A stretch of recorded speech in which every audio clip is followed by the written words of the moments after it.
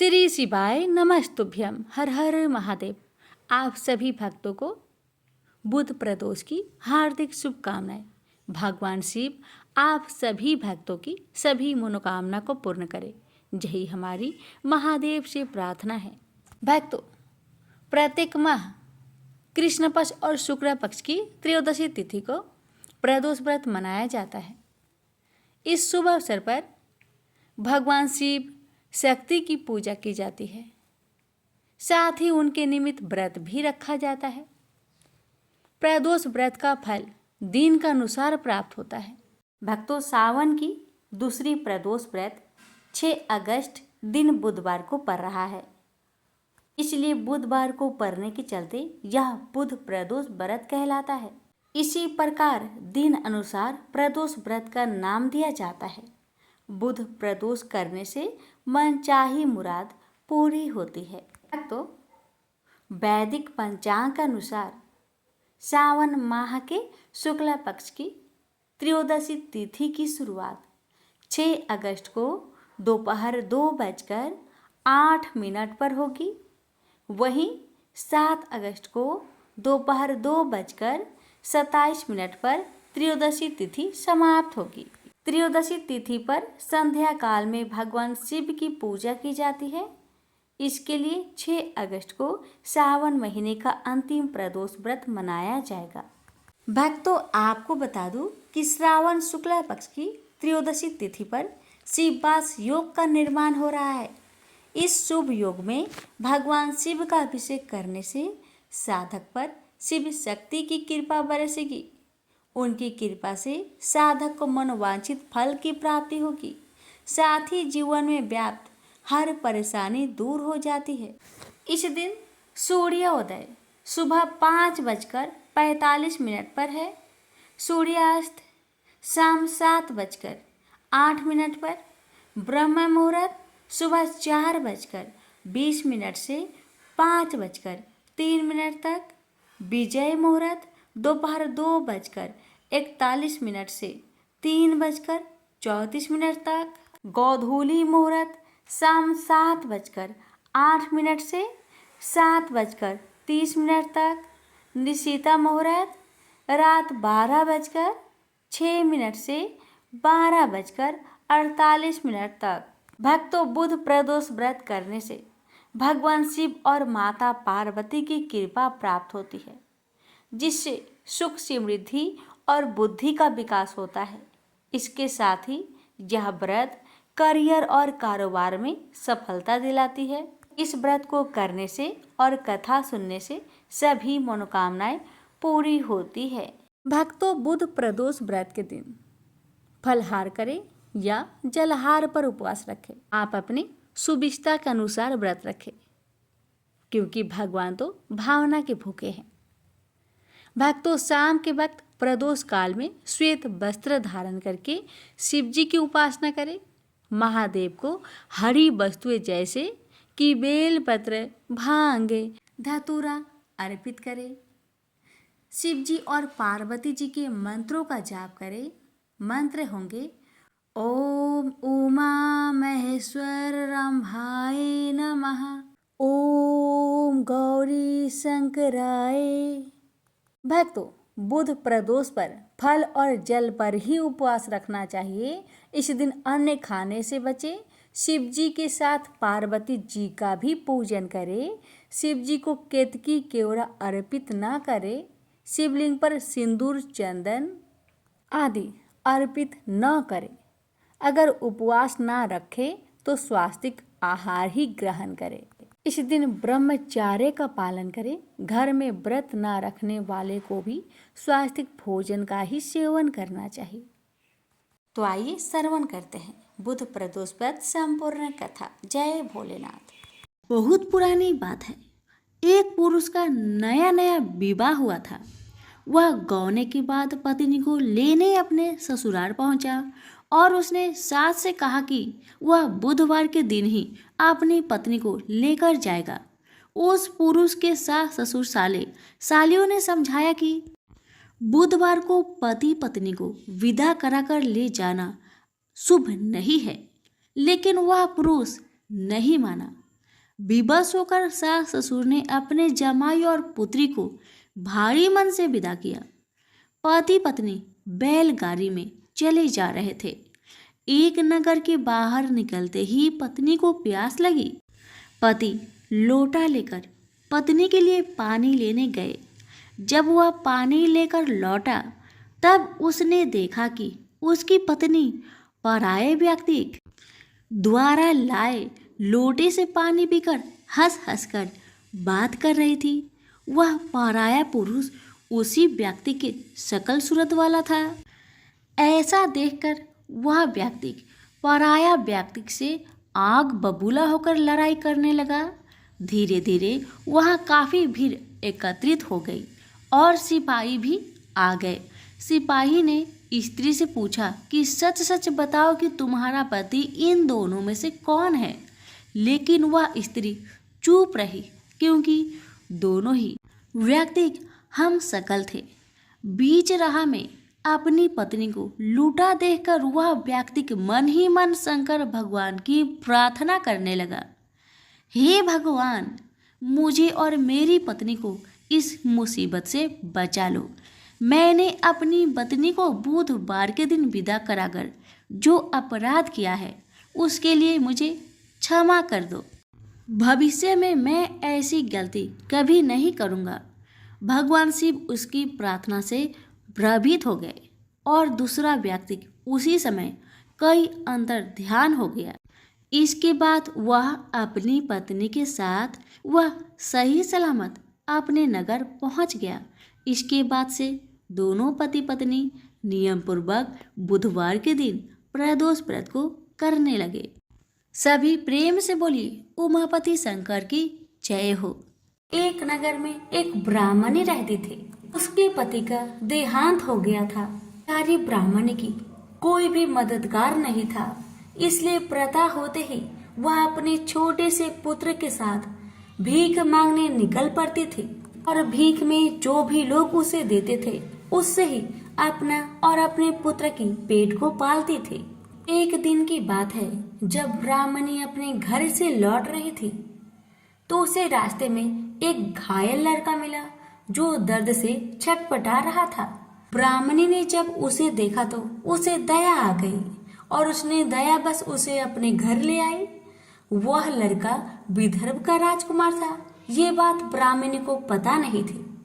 शत्रु सैनिकों ने उसके राज्य पर आक्रमण कर उसके पिता को बंदी बना लिया था और राज्य पर नियंत्रण कर लिया था। इसलिए राजकुमार इधर उधर भटक रहा था। राजकुमार ब्राह्मण पुत्र के साथ ब्राह्मणी के घर पर रहने लगा। अभी एक दिन अंशुमति नामक एक गंधर्व कन्या ने राजकुमार को देखा तो वह उस पर मोहित हो गई। अगले दिन अंशुमति अपने माता पिता को राजकुमार से मिलाने लाई। अंशुमति के माता पिता को राजकुमार भाग गया। कुछ ही दिनों बाद अंशुमति के माता पिता को शंकर भगवान ने सपने में आदेश दिया कि राजकुमार और अंशुमति का विवाह कर दिया जाए और उन्होंने वैसा ही किया जैसे शंकर भगवान ने सपने में आदेश दिया था। ब्राह्मणी प्रदोष व्रत करती थी। उसके व्रत के प्रभाव और गंधर्व राज की सेना की सहायता से राजकुमार ने विदर्भ शत्रुओं को खदेड़ दिया और पिता के राज्य को पुनः प्राप्त कर आनंद पूर्वक रहने लगा। राजकुमार ने ब्राह्मण पुत्र को अपना प्रधानमंत्री बनाया। ब्राह्मण के प्रदोष व्रत के महात्म्य से जैसे राजकुमार और ब्राह्मण पुत्र के दिन फेरे, वैसे ही शंकर भगवान अपने दूसरे भक्तों के दिन भी फेरते हैं। प्रेम से बोलिए उमापति शंकर भगवान की जय। तो भक्तों, आपने अभी सुना बुध प्रदोष व्रत की व्रत कथा। इस व्रत को करने और कथा सुनने से भगवान शिव की कृपा से सभी भक्तों की हर मनोकामना पूर्ण होती है। हे भगवान, जो भी भक्त आपकी इस कथा को श्रद्धा और भक्ति से पूरा सुने उसकी हर मनोकामना अवश्य पूर्ण करे। अब आइए भक्तों, हम श्रवण करेंगे श्री शिव महापुराण की कथा। जो भक्त प्रदोष व्रत के दिन श्रद्धा और भक्ति के साथ श्री शिव महापुराण की दिव्य कथाओं का श्रवण करता है उस पर भगवान शिव की कृपा सदा बनी रहती है। इतना ही नहीं, उसके जीवन में सुख, समृद्धि और शांति भी आती है। यह व्रत भगवान शिव और माता पार्वती को समर्पित है और इस दिन शिव महापुराण की कथा सुनने से विशेष फल की प्राप्ति होती है। तो आइए श्रवण करते हैं श्री शिव महापुराण की कथा। फिर अंत में सुनेंगे भगवान गणेश की कथा। प्रेम से बोलिए हर हर महादेव, ओम नमः शिवाय, जय श्री गणेश। रौनक जी बोले, हे महाभाग सूत जी, आप सर्वज्ञ हैं। हे महामते, आपके कृपा प्रसाद से मैं बारंबार कृतार्थ हुआ हूँ। इस इतिहास को सुनकर मेरा मन अत्यंत आनंद में निमग्न हो रहा है। अतः अब भगवान शिव में प्रेम बढ़ाने वाली शिव संबंधिनी दूसरी कथा को भी कहिए। अमृत पीने वालों को लोकों में कहीं मुक्ति प्राप्त नहीं होती, किंतु भगवान शंकर के कथा मृतक का पान तो प्रत्यक्ष ही मुक्ति देने वाला है। सदा शिव की जिस कथा के सुनने मात्र से मनुष्य शिव लोक प्राप्त कर लेता है, वह कथा धन्य है, धन्य है। और कथा का श्रवण करने वाले भी, आप भी धन्य हैं, धन्य है।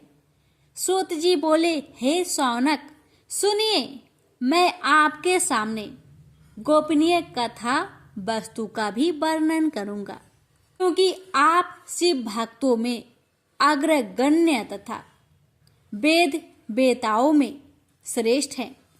समुद्र के निकटवर्ती प्रदेश में एक बास्कल नामक ग्राम है, जहां वैदिक धर्म से विमुख महापापी द्विज निवास करते हैं।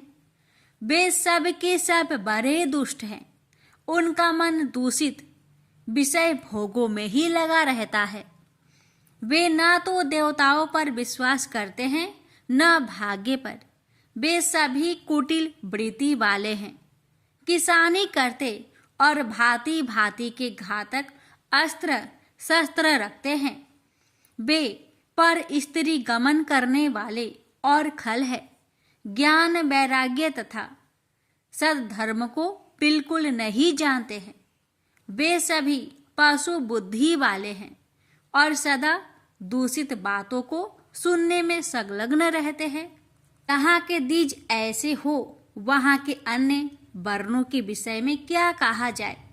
अन्य वर्णों के लोग भी उन्हीं की भांति कुत्सित विचार रखने वाले, स्वधर्म विमुख एवं खल है। वे सदा कुकर्म में लगे रहते और नित्य विषय भोगों में ही डूबे रहते हैं। वहाँ की सब स्त्रियां भी कुटिल स्वभाव की, स्वेच्छाचारिणी, पापासक्त, कुत्सित विचार वाली और वैभवचारिणी है। वे सद व्यवहार तथा सदाचार से सर्वथा शून्य है। कुंजनों के निवास स्थान उस बास्कल नामक ग्राम में किसी समय एक बिंदुक नामधारी ब्राह्मण रहा करता था। वह बड़ा अधम था। वह दुरात्मा और महापापी था। यद्यपि उसकी स्त्री बड़ी सुंदर थी, तो भी वह कुमार्ग पर ही चलता था।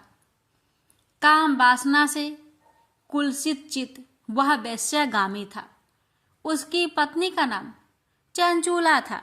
वह सदा उत्तम धर्म के पालन में लगी रहती थी, तो भी उसे छोड़कर वह दुष्ट ब्राह्मण कामासक्त होकर वैश्यगामी हो गया था। इस तरह कुकर्म में लगे हुए उस बिंदु के बहुत वर्ष व्यतीत हो गए। उसकी स्त्री चंचूला काम से पीड़ित होने पर भी स्वधर्म नाश के भय से कलेश सहकर भी दीर्घ काल तक धर्म से भ्रष्ट नहीं हुई, परंतु दुराचारी पति के आचरण से प्रभावित होने के कारण काम पीड़ित हो आगे चलकर वह स्त्री भी दुराचारणी हो गई। भ्रष्ट चरित्र वाली वह कुमार्गिनी अपने पति की दृष्टि बचाकर रात्रि में चोरी छिपे अन्य पापी जार पुरुष के साथ रमन करने लगी। एक बार उस ब्राह्मण ने अपनी उस दुराचारणी पत्नी चंचूला को कामासक्त हो पर पुरुष के साथ रात्रि में संगरगत देख लिया। उस दुष्ट तथा दुराचार में आसक्त मन वाली पत्नी को रात में पर पुरुष के साथ व्यभिचारत देखकर वह क्रोध पूर्वक वेग से दौड़ा। उस दुष्ट बिंदु को घर में आया जानकर वह कपटी व्यभिचारी तेजी से भाग गया। तब वह दुष्ट आत्मा बिंदुक अपनी पत्नी को पकड़कर उसे डांटता हुआ मुक्कों से बार बार पीटने लगा। वह व्यभिचारिणी दुष्टा नारी चंचुला पीटी जाने पर कुपित होकर निर्भयता पूर्वक अपने दुष्ट पति बिंदुक से कहने लगी, मुझे पति परायणा युवती पत्नी को छोड़कर आप कुबुद्धि बस प्रतिदिन वैश्य के साथ इच्छा अनुसार रमन करते हैं। आप ही बताए कि रूपवती तथा कामासक्त चित्त वाली मुझ युवती की पति संग सर्ग के बिना क्या गति होती होगी। मैं अत्यंत सुंदर हूँ तथा नव यौवन से उन्मत्त हूँ। आपके साथ संग्रह के बिना व्यथित चित्त वाली मैं कामजन्य दुख को कैसे सह सकती हूँ।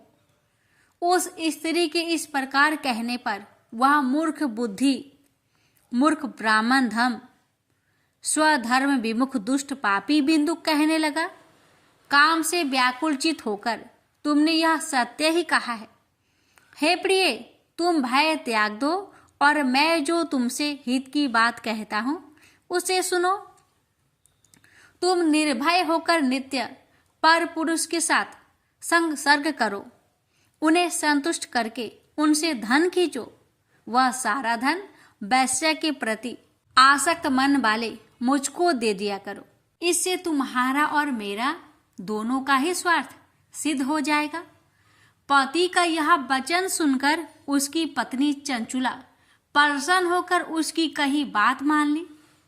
उन दोनों दुराचारी पति पत्नी ने इस प्रकार समझौता कर लिया तथा वे दोनों निर्भय चित्त से कुकर्म में लीन हो गए। इस तरह दुराचार में डूबे हुए उन मूढ़ चित्त वाले पति पत्नी का बहुत सा समय व्यर्थ बीत गया। तदंतर क्षुद्र जातीय वैश्य का पति बना हुआ वह दूषित बुद्धि वाला दुष्ट ब्राह्मण बिंदुक समय अनुसार मृत्यु को प्राप्त हो नरक में जा पड़ा। बहुत दिनों तक नरक के दुख को भोगकर वह मूर्ख बुद्धि पापी विंध्या पर्वत पर भयंकर पिचास हुआ। इधर उस दुराचारी पति बिंदु के पति मर जाने पर वह मूढ़ हृदय चंचला बहुत समय तक पुत्र के साथ अपने घर में ही रही। इस प्रकार प्रेम पूर्वक कामासक्त होकर जारों के साथ विहार करती हुई उस चंचुला नामक स्त्री कुछ यौवन समय के साथ ढलने लगा। एक दिन देव योग से किसी पुण्य वर्ग के आने पर वह स्त्री भाई बंधुओं के साथ गोकर्ण क्षेत्र में गई। तीर्थ यात्रियों के संग से उसने भी उस समय जाकर किसी तीर्थ के जल में स्नान किया। फिर वह साधारणतया मेला देखने की दृष्टि से बंधुजनों के साथ यत्र तत्र घूमने लगी। घूमती घामती किसी देव मंदिर में उसने एक देवयज्ञ ब्राह्मण के मुख से भगवान शिव की परम पवित्र एवं मंगलकारिणी उत्तम पौराणिक कथा सुनी। कथावाचक ब्राह्मण कह रहे थे कि जो स्त्रियां पर पुरुषों के साथ व्यभिचार करती है वे मरने के बाद जब यमलोक में जाती है तब यमराज के दूत उनकी योनि में तपे हुए लोहे का परीख डालते हैं। पौराणिक ब्राह्मण के मुख से यह वैराग्य बढ़ाने वाली कथा सुनकर चंचुला भय से व्याकुल हो वहां कांपने लगी।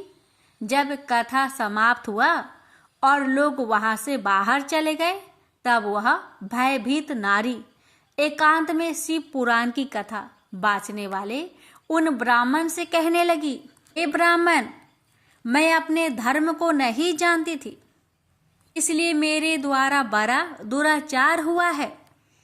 स्वामीन, इसे सुनकर मेरे ऊपर अनुपम कृपा करके आप मेरा उद्धार कीजिए। हे प्रभु, मैंने मूर्ख बुद्धि के कारण घोर पाप किया है। मैंने कामंद होकर अपनी संपूर्ण युवा अवस्था व्यभिचार में बिताई है। आज वैराग्य रस से ओतप्रोत आपके इस प्रवचन को सुनकर मुझे बड़ा भय लग रहा है। मैं कांप उठी हूँ और मुझे इस संसार से वैराग्य हो गया है। मुझ मूर्ख चित वाली पापनी को धिक्कार है। मैं सर्वथा निंदकों के योग हूँ। मैं कुत्सित विषयों में फंसी हुई हूँ और अपने धर्म से विमुख हो गई हूँ। थोड़े से सुख के लिए अपने हित का नाश करने वाले तथा भयंकर कष्ट देने वाले घोर पाप मैंने अनजाने में ही कर डाले हैं। न जाने किस किस घोर कष्टदायक दुर्गति से मुझे पड़ना पड़ेगा और वह कौन बुद्धिमान पुरुष कुमार्ग में मन लगाने वाले मुझ पापनी का साथ देगा। मृत्यु काल में उस भयंकर यमदूतों को मैं कैसे देखूंगी जब वे बलपूर्वक मेरे गले में फंदे डालकर मुझे बांधेंगे? तब मैं कैसे धीरज धारण कर सकूंगी? नरक में जब मेरे शरीर के टुकड़े टुकड़े किए जाएंगे, उस समय विशेष दुख देने वाली उस महायातना को मैं कैसे सह सकूंगी? दुख और शोक से ग्रास्त होकर मैं दिन में सहज इंद्रिय व्यापार और रात्रि में नींद कैसे प्राप्त कर सकूंगी? हाय, मैं मर गई, मैं जल गई, मेरा हृदय विदीर्ण हो गया और मैं सब प्रकार से नष्ट हो गई, क्योंकि मैं हर तरह से पाप में ही डूबी रही हूँ।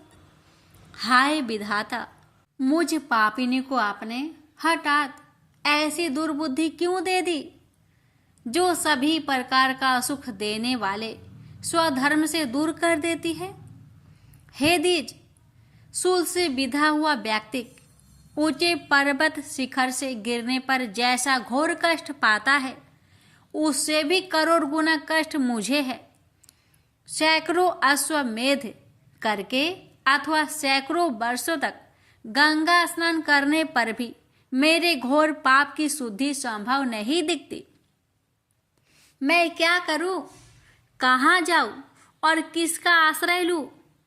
मुझ नरक गामिनी की इस संसार में कौन रक्षा करेगा? हे ब्राह्मण, आप ही मेरे गुरु हैं, आप ही मेरे माता और आप ही मेरे पिता हैं। आपकी शरण में आई हुई मुझ दीन अबला का उद्धार कीजिए, उद्धार कीजिए। इस प्रकार खेद और वैराग्य से युक्त हुई चंचला उस ब्राह्मण के चरणों में गिर पड़ी। तब उन बुद्धिमान ब्राह्मणों ने कृपा पूर्वक उसे उठाकर इस प्रकार कहा, सौभाग्य की बात है कि भगवान शंकर की कृपा से शिव पुराण की इस वैराग्य युक्त तथा श्रेष्ठ कथा को सुनकर तुम्हें समय पर चेत हो गया है। हे ब्राह्मण पत्नी, तुम डरो मत, भगवान शिव की शरण में आओ। शिव की कृपा से सारा पाप तत्काल नष्ट हो जाता है। मैं तुमसे भगवान शिव की कीर्ति कथा से युक्त उस परम वस्तु का वर्णन करूंगा, जिससे तुम्हें सदा सुख देने वाली उत्तम गति प्राप्त होगी। शिव की उत्तम कथा सुनने से ही तुम्हारी बुद्धि इस तरह पश्चाताप से युक्त एवं शुद्ध हो गई है। साथ ही तुम्हारे मन में विषयों के प्रति वैराग्य हो गया है। पश्चाताप ही पाप करने वाले पापियों के लिए सबसे बड़ा प्रायश्चित है। सत्पुरुषों ने सबके लिए पश्चाताप को ही समस्त पापों का शोधक बताया है। पश्चाताप से ही पापों की शुद्धि होती है। जो पश्चाताप करता है वह वास्तव में पापों का प्रायश्चित करता है, क्योंकि सत्पुरुषों ने समस्त पापों की शुद्धि के लिए जैसे प्रायश्चित का उपदेश दिया है, वह सब पश्चाताप से संपन्न हो जाते हैं। जो पुरुष विधि पूर्वक प्रायश्चित करके निर्भय हो जाते हैं पर अपने कुकर्म के लिए पश्चाताप नहीं करता, उसे प्राय उत्तम गति नहीं प्राप्त होती। परंतु जिसे अपने कुकृत्य पर हार्दिक पश्चाताप होता है, वह अवश्य उत्तम गति का भागी होता है। इसमें संशय नहीं है। इस शिव पुराण की कथा सुनने से जैसे चित्त शुद्धि होती है, वैसे दूसरे उपाय से नहीं होती। जैसे दर्पण साफ करने पर निर्मल हो जाता है, उसी प्रकार इस शिव पुराण की कथा से चित्त अत्यंत शुद्ध हो जाता है। इसमें संशय नहीं है। मनुष्य के शुद्ध चित्त में जगदम्बा पार्वती सहित भगवान शिव विराजमान रहते हैं। इससे वह विशुद्ध आत्मा पुरुष श्री सांब सदा शिव के परम पद को प्राप्त होता है। इस प्रकार यह कथा रूपी साधन सभी प्राणियों के लिए उपकारी है और इसी कारण महादेव जी ने इसको आग्रह पूर्वक प्रकट किया है। इस कथा से भगवान उमापति का ध्यान सिद्ध हो जाता है। उस ध्यान से परम ज्ञान और उससे मोक्ष की प्राप्ति निश्चय ही होती है। भगवान शंकर के ध्यान मग्न हुए बिना भी यदि कोई इस कथा को मात्र सुनता है, वह दूसरे जन्म में भगवान के ध्यान को सिद्ध कर परम पद को पा लेता है। इस कथा के श्रवण से भगवान शंकर के ध्यान को प्राप्त कर पश्चाताप करने वाले पापी पुरुष सिद्धि को प्राप्त हो गए हैं। इस उत्तम कथा का श्रवण समस्त मनुष्यों के लिए कल्याण का बीज है, अतः यथोचित शास्त्रोक्त मार्ग से इसकी आराधना अथवा सेवा करनी चाहिए। यह कथा श्रवण भाव बंधन रूपी रोगों का नाश करने वाला है। भगवान शिव की कथा को सुनकर फिर अपने हृदय में उनका मनन एवं निधि ध्यानासन करने से पूर्णतया चित्त शुद्धि हो जाती है। चित्त शुद्धि होने से महेश्वर की भक्ति अपने दोनों पुत्र ज्ञान और वैराग्य के साथ निश्चय ही प्रकट होती है। तत्पश्चात महेश्वर के अनुग्रह से दिव्य मुक्ति प्राप्त होती है। इसमें संशय नहीं। जो शिव भक्ति से वंचित है, उसे पशु समझना चाहिए, क्योंकि उसका चित्त माया के बंधन में आसक्त है। वह निश्चय ही संसार बंधन से मुक्त नहीं हो पाता। हे ब्राह्मण पत्नी, इसलिए तुम विषयों से मन को हटा लो और भक्ति भाव से भगवान शंकर की इस परम पावन कथा को सुनो। परमात्मा शंकर की इस कथा को सुनने से तुम्हारे चित्त की शुद्धि होगी और उसमें तुम्हें मोक्ष की प्राप्ति हो जाएगी। निर्मल चित्त से भगवान शिव के चरण रविंदु का चिंतन करने वाले की एक ही जन्म में मुक्ति हो जाती है। यह मैं तुमसे सत्य कहता हूँ। इतना कहकर वे श्रेष्ठ शिव भक्त ब्राह्मण मौन हो गए। उनका हृदय करुणा से आर्द्र हो गया था। वे शुद्ध चित्त महात्मा भगवान शिव के ध्यान में मग्न हो गए। तदंतर बिंदु की पत्नी चंचुला मन ही मन प्रसन्न हो उठी। ब्राह्मण का उक्त उपदेश सुनकर उसके नेत्रों में आनंद के आंसू छलक आए थे। वह ब्राह्मण पत्नी चंचुला हर्षित हृदय से उन श्रेष्ठ ब्राह्मण के चरणों में गिर पड़ी और हाथ जोड़कर बोली, मैं कृतार्थ हो गई। तत्पश्चात उठकर वैराग्य युक्त तथा उत्तम बुद्धि वाली वह स्त्री जो अपने पापों के कारण आतंकित थी, उन महान शिव भक्त ब्राह्मण से हाथ जोड़कर गदगद वाणी में कहने लगी, हे ब्राह्मण, शिव भक्तों में श्रेष्ठ, हे स्वामीन, आप धन्य हैं, परमार्थदर्शी हैं और सदा परोपकार करने में लगे रहते हैं। इसलिए आप श्रेष्ठ साधु पुरुष में प्रशंसा की योग्य है। हे साधो, मैं नरक के समुद्र में गिर रही हूं, आप मेरा उद्धार कीजिए, उद्धार कीजिए। पौराणिक अर्थ तत्व से संपन्न जिस सुंदर सी पुराण की कथा को सुनकर मेरे मन में संपूर्ण विषय से वैराग्य उत्पन्न हो गया, उसी इस शिव पुराण को सुनने के लिए इस समय मेरे मन में बड़ी श्रद्धा हो रही है। ऐसा कहकर हाथ जोड़कर उनका अनुग्रह पाकर चंचूला उस शिव पुराण की कथा के सुनने की इच्छा मन में लिए उन ब्राह्मण देवता की सेवा में तत्पर हो वहां रहने लगी। तदंतर शिव भक्तों में श्रेष्ठ और शुद्ध बुद्धि वाले उन ब्राह्मण देवता ने उसी स्थान पर उस स्त्री को शिव पुराण की उत्तम कथा सुनाई। इस प्रकार उस गोकर्ण नामक महाक्षेत्र में उन्हीं श्रेष्ठ ब्राह्मण से उसने शिव पुराण की वह परम उत्तम कथा सुनी, जो भक्ति, ज्ञान और वैराग्य को बढ़ाने वाली तथा मुक्ति देने वाली है। उस परम उत्तम कथा को सुनकर वह ब्राह्मण पत्नी अत्यंत कृतार्थ हो गई। जब सद्गुरु की कृपा से उसका चित्त शीघ्र ही शुद्ध हो गया, भगवान शिव के अनुग्रह से उसके हृदय में शिव के स्वगुण रूप का चिंतन होने लगा। इस प्रकार सद्गुरु का आश्रय लेकर उसने भगवान शिव में लगी रहने वाली उत्तम बुद्धि पाकर शिव के सच्चिदानंदमय स्वरूप का बारंबार चिंतन आरंभ किया। वह प्रतिदिन तीर्थ के जल में स्नान करके जटा और वल्कल धारण करने लगी तथा समूची देह में भस्म लगाकर रुद्राक्ष के आभूषण धारण करने लगी। वह भगवान शिव के नाम जप में लगी रहती थी। संयमती बानी और अल्पाहार करते हुए गुरु के बताए मार्ग से वह शिव जी को प्रसन्न करने लगी। इस प्रकार शंभु का उत्तम ध्यान करते हुए उस चंचुला का बहुत सा समय बीत गया। तत्पश्चात समय के पूर्ण होने पर भक्ति, ज्ञान और वैराग्य से युक्त हुई चंचुला ने अपने शरीर को बिना किसी कष्ट के त्याग दिया। इतने में ही त्रिपुर शत्रु भगवान शिव का भेजा हुआ एक दिव्य विमान दूत गति से वहां आ पहुंचा, जो उनके अपने गणों से संयुक्त और भांति भांति की शोभा साधनों से संपन्न था।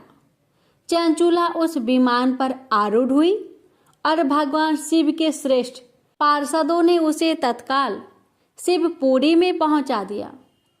उसके सारा मल धुल गए थे। वह दिव्य रूप धारिणी दिव्यांगना हो गई थी। उसके दिव्य अवयव उसकी शोभा बढ़ाते थे। मस्तक पर अर्ध चंद्र का मुकुट धारण किए वह गौरांगी देवी शोभाशाली दिव्य आभूषणों से विभूषित थी। वहां पहुंचकर उसने त्रिनेत्रधारी महादेव जी को देखा। ब्रह्मा, विष्णु आदि देवता उन सनातन शिव की सेवा कर रहे थे। गणेश, भृंगी, नंदीश, वीरभद्रेश्वर आदि गण उत्तम भक्ति के साथ उनकी उपासना कर रहे थे। उनकी अंग कांति करोड़ों सूर्य के समान प्रकाशित हो रही थी। कंठ में नील चिन्ह शोभा पाता था। उनके 5 मुख थे और प्रत्येक मुख में 3-3 नेत्र थे। मस्तक पर अर्ध चंद्राकर मुकुट शोभा देता था। उन्होंने अपने वाम अंग में गौरी देवी को बैठा रखा था, जो विद्युत पुंज के समान प्रकाशित थी। गौरीपति महादेव जी की कांति कपूर के समान गौर थी। उन्होंने सभी अलंकार धारण कर रखे थे। उनका सारा शरीर श्वेत भस्म से भासित था। शरीर पर श्वेत वस्त्र शोभा पा रहे थे। वे अत्यंत उज्जवल वर्ण के थे। इस प्रकार परम उज्जवल भगवान शंकर का दर्शन करके वह ब्राह्मण पत्नी चंचुला बहुत प्रसन्न हुई। अत्यंत प्रीति युक्त होकर उसने बड़ी उतावली के साथ भगवान को बारंबार प्रणाम किया। फिर हाथ जोड़कर वह बड़े प्रेम, आनंद और संतोष युक्त हो विनीत भाव से खड़ी हो गई। उसके नेत्र से आनंद अश्रुओं की अविरल धारा बहने लगी तथा संपूर्ण शरीर में रोमांच हो गया। उस समय भगवती पार्वती और भगवान शंकर ने उसे बड़ी करुणा के साथ अपने पास बुलाया और सौम्य दृष्टि से उसकी ओर देखा। पार्वती ने तो दिव्य रूप धारिणी बिंदुक प्रिया चंचुला को प्रेम पूर्वक अपने सखी बना लिया। वह उस परमानंदन घन ज्योति स्वरूप सनातन धाम में अविरल निवास पाकर दिव्य सौख्य से संपन्न हो अक्षय सुख का अनुभव करने लगी। प्रेम से बोलिए उमापति शंकर भगवान की जय। एक बार पृथ्वी पर जल वृष्टि न होने के कारण चारों ओर अकाल फैला हुआ था। सरिता, ताल तलैया और सरोवर सूख गए थे। कुओं में भी पानी नहीं रह गया था। कहीं भी हरियाली देखने को नहीं मिलती थी।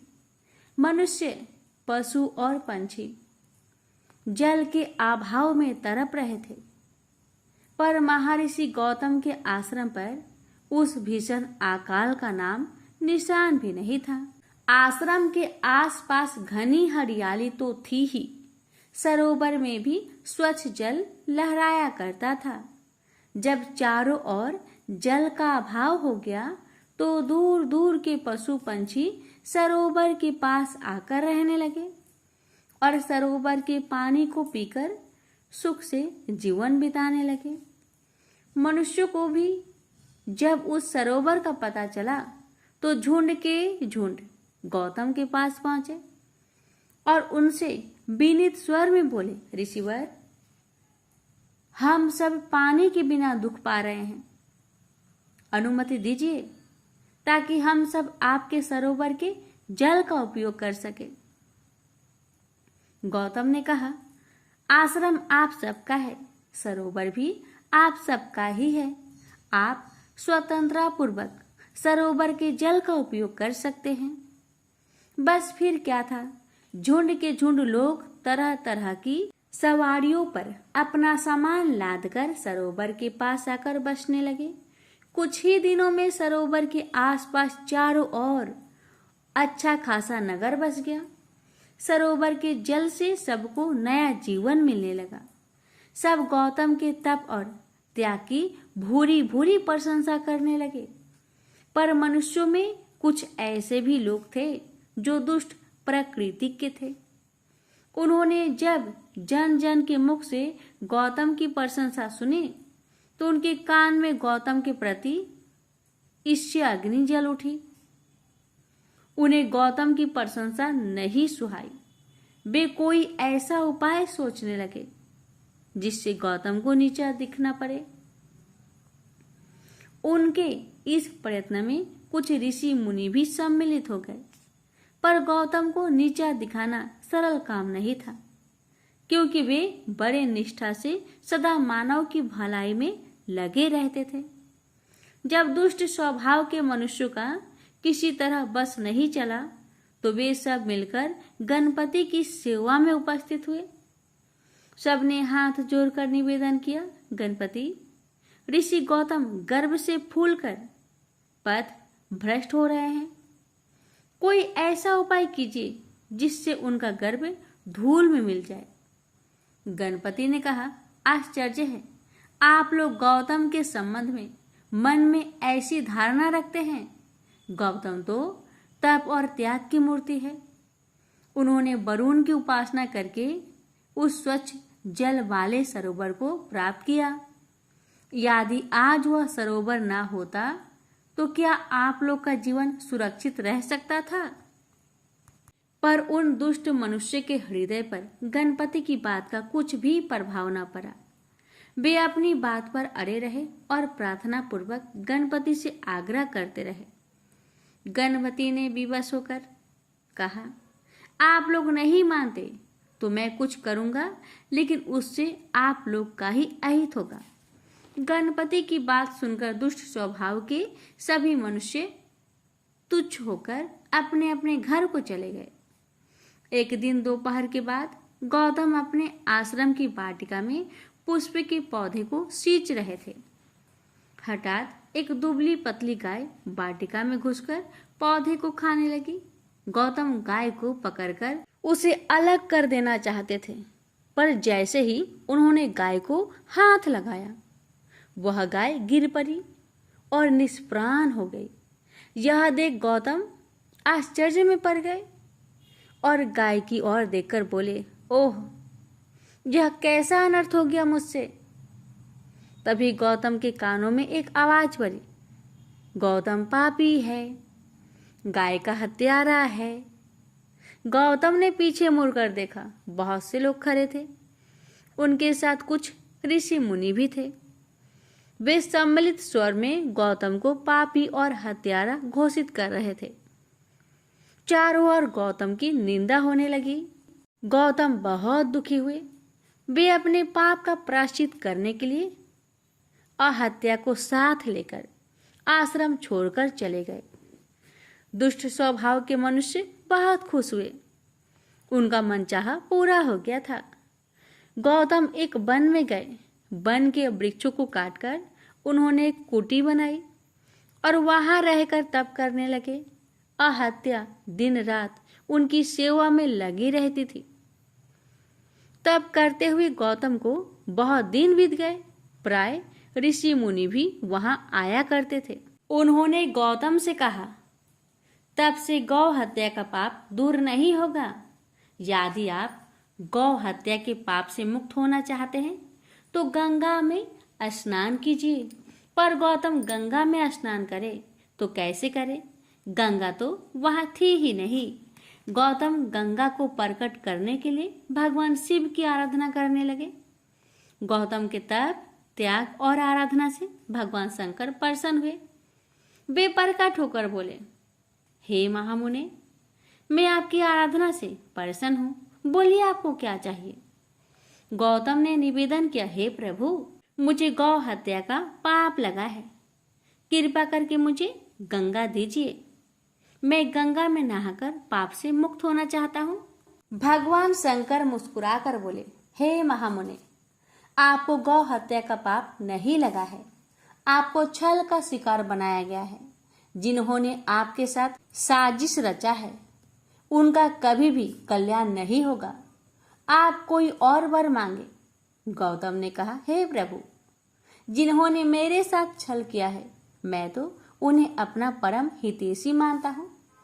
यदि उन्होंने मेरे साथ वैसा न किया होता तो आज मुझे आपके दर्शन का सौभाग्य कैसे मिल पाता। मुझे तो केवल गंगा दीजिए। गौतम के त्याग पर भगवान शिव और भी प्रसन्न हो उठे। उन्होंने कहा, हे महामुने, आप धन्य हैं जो अपने शत्रुओं को भी अपना हितैषी मान रहे हैं। आपकी इच्छा अवश्य पूरी होगी। गंगा अब अवश्य प्रकट होगी।